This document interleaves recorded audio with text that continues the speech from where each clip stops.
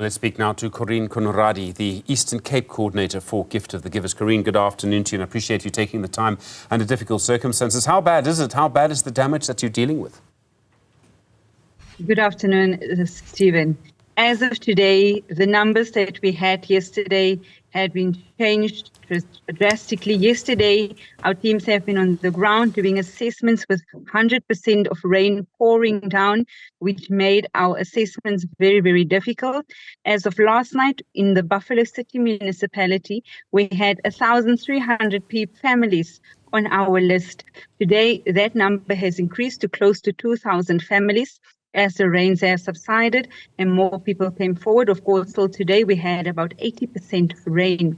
In the Nelson Mandela Bay, it's now confirmed close to 3,000 people have been affected and over 20 shelters have been opened where our teams are currently distributing aid.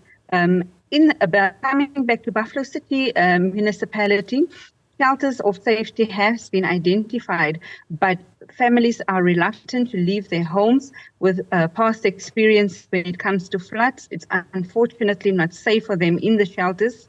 Just yesterday, on our assessments, we have stood in shacks that were on the verge of collapsing, yet still people chose to remain in their homes.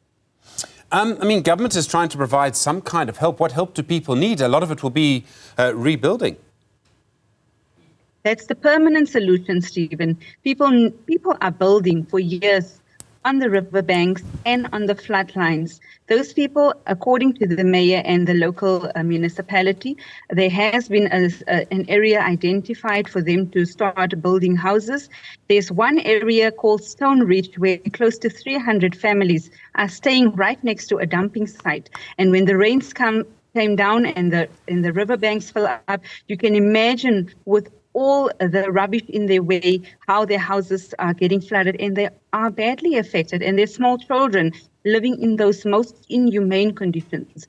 Fortunately, there has been an area identified according to the mayor, but to build permanent houses and remove them from these areas, that's the permanent solution. It looks like it might rain again. That's the last thing you need. How worried are you that this situation, Corene, could actually get a bit worse? Highly concerned. We are working very close to the local disaster management and also the search and rescue team. 7 confirmed deceased in Nelson Mandela Bay, and just in a 20-year-old body has been recovered in the Newzroom Dam in East London. They have been searching for this person since yesterday. They were also searching for a 13-year-old. Fortunately, they found him alive. So we are highly concerned, especially with the fact that people do not want to move to places of safety. Fortunately, crime plays a big role as their items are getting stolen, but that just contributes more to the risk with this disaster. There's so many things that are happening in this area at the moment. Obviously, in a way, people need to prepare for more flooding over the longer term. This is a huge problem.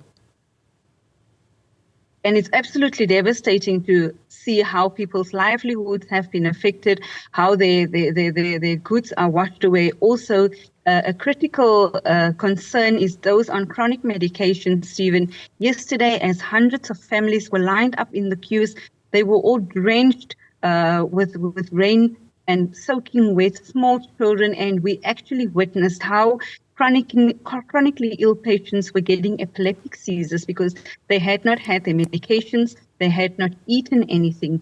Just now, our teams are at an old age home in Mdansane that got affected yesterday with the floods. Their beds, their bedding were all underwater.